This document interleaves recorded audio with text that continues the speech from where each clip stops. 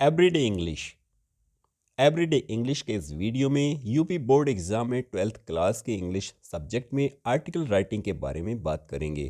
कक्षा 12 के स्टूडेंट्स को दी गए विषयों में से किसी एक विषय या टॉपिक पर 100 से लेकर 150 शब्दों में एक आर्टिकल लिखना होता है। आर्टिकल राइटिंग क्यों ज़रूरी है या आर्टिकल राइटिंग का उद्देश्य क्या है? आर्टिकल राइटिंग से स्टूडेंट्स की राइटिंग स्किल्स और इंग्लिश लैंग्वेज पर उनकी पकड़ का पता चलता है। अपने आइडियाज़ या विचारों को एक्सप्रेस या व्यक्त करने के लिए लैंग्वेज का उपयोग करने की स्टूडेंट्स की स्किल्स का अनुमान लगता है। अर्थात अपने विचारों को एक्सप्रेस करने के लिए स्टूडेंट्स लैंग्वेज का प्रयोग किस तरह करते हैं इसकी जानकारी मिल जाती है। आर्टिकल लिखते समय कौन सी बातों का ध्यान रखें? आर्टिकल लिखते हुए पहले संबंधित विषय का परिचय अर्थात इंट्रोडक्शन लिखें। उसके बाद आर्टिकल की बॉडी यानी टॉपिक पर डिटेल में लिखें।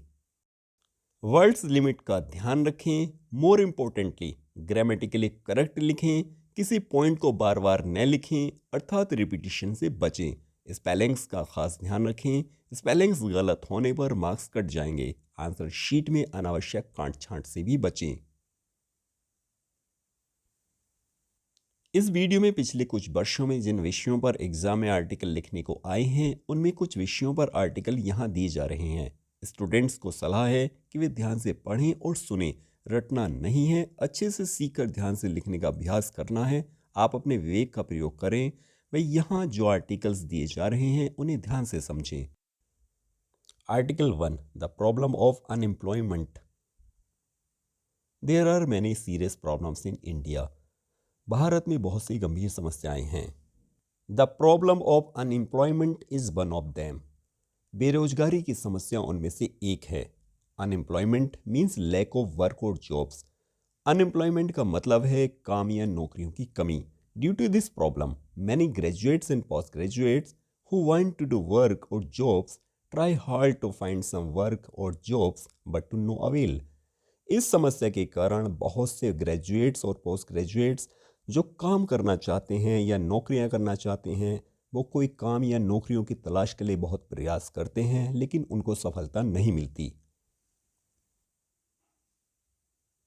Jobless persons feel dejected and rejected. जिन लोगों के पास नौकरी नहीं होती वो बेहद निराश महसूस करते हैं। They find it very hard to survive without job और वर्क। बिना नौकरी या काम के सर्वाइव करना उनके लिए बहुत मुश्किल होता है क्योंकि ऐसे हालातों में वो दूसरों पर निर्भर होते हैं। नो वन रिस्पेक्ट देम, कोई उनका सम्मान नहीं करता। The unemployed remain unmarried as nobody is ready to marry them. जिन लोगों के पास काम नहीं होता उनकी शादी भी नहीं होती क्योंकि कोई भी उनसे शादी करने के लिए तैयार नहीं होता। It is really very unfortunate, ये बेहद दुर्भाग्यशाली है। This is not good for our economy as well. यह हमारी अर्थव्यवस्था के लिए भी अच्छा नहीं है। दो there are several reasons of unemployment in India. यद्यपि भारत में बेरोजगारी के बहुत से कारण हैं। In my opinion the main reason is overpopulation. मेरी राय में मुख्य कारण अत्यधिक जनसंख्या का होना है। It is practically impossible for government to give jobs to everyone. सरकार के लिए व्यवहारिक रूप से यह संभव है कि वो सभी को नौकरी दे सके। गवर्नमेंट सर्विसेज और jobs are limited but the number of job seekers is unlimited. सरकारी नौकरियों की संख्या सीमित है लेकिन नौकरियां चाहने वालों की संख्या असीमित है। In this situation the youth of today should change their mindset. ऐसी हालात में आज के युवा को अपना माइंडसेट बदलने की ज़रूरत है। They should learn new skills and be ready to work in private sectors. उन्हें नई स्किल्स सीखनी चाहिए और प्राइवेट सेक्टर्स में काम करने के लिए तैयार होना चाहिए। They should leave the charm of government services. सरकारी नौकरियों का आकर्षण उनको छोड़ना होगा। They should be skilled enough to be employed in the private sector easily.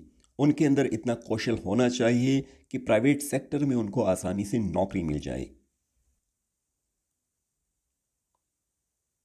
It is good if one finds A job और वर्क। यदि किसी को कोई काम या नौकरी मिल जाए तो ये अच्छा है। Those who don't find jobs can start their own business with the help of government loans. लेकिन जिनको नौकरियां काम नहीं मिलती वे सरकारी लोन या ऋण की सहायता से अपना बिजनेस स्टार्ट कर सकते हैं। Government is also taking several steps to solve the problem of unemployment. सरकार भी बेरोजगारी की समस्या से निपटने के लिए कदम उठा रही है। Still more efforts are needed to solve this problem, लेकिन अभी भी इस समस्या के समाधान के लिए बहुत कुछ करना बाकी है। In the end, I would like to say that government should come forward to end the problem of unemployment. आखिर में मैं यही कहना चाहूँगा कि सरकार को इस समस्या के समाधान के लिए आगे आना चाहिए and should take the problem seriously, और समस्या को गंभीरता से लेना चाहिए। The job seeker should also be more practical when they search for jobs. जो जॉब की तलाश कर रहे हैं उन्हें जॉब की तलाश करते हुए थोड़ा व्यवहारिक होना चाहिए। Article 2, online classes. Online classes are the latest model of delivering education. Online classes शिक्षा देने का नवीनतम मॉडल है। This method involves the use of the internet and compatible devices such as smartphones, computers and tablets. इस method में internet और computer, smartphone या tablet के माध्यम से शिक्षा दी जाती है। Online classes are also known as e learning और ऑनलाइन एजुकेशन। ऑनलाइन क्लासेस ही ई लर्निंग और ऑनलाइन एजुकेशन के रूप में जानी जाती हैं।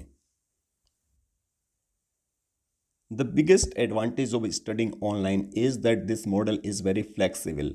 सबसे बड़ा लाभ इस मॉडल का यह है कि ये बहुत ही फ्लेक्सिबल है। One can study when one wants to, how one wants to and where one wants to. कोई भी जब चाहे तब स्टडी कर सकता है, जैसे चाहे वैसे स्टडी कर सकता है, जहाँ चाहे वहाँ स्टडी कर सकता है। दो workload is the same for the students studying online. हालांकि जो ऑनलाइन पढ़ने वाले हैं वर्कलोड उनके लिए भी समान ही है। For online study one needs a compatible device with internet access. Online study के लिए आपको एक डिवाइस की आवश्यकता होगी जिसमें इंटरनेट हो। Study materials, lectures and assignments are sent via email और file transfer system. Study materials, lectures या असाइनमेंट को ईमेल या फाइल ट्रांसफर सिस्टम द्वारा भेजा जाता है। There are also some drawbacks of online education. Online education की कुछ कमियां भी हैं। Students don't get enough opportunity to interact with their friends. छात्रों को अपने दोस्तों से बात करने का ज़्यादा अवसर इसमें नहीं मिलता। Good internet speed is compulsory for productive online classes.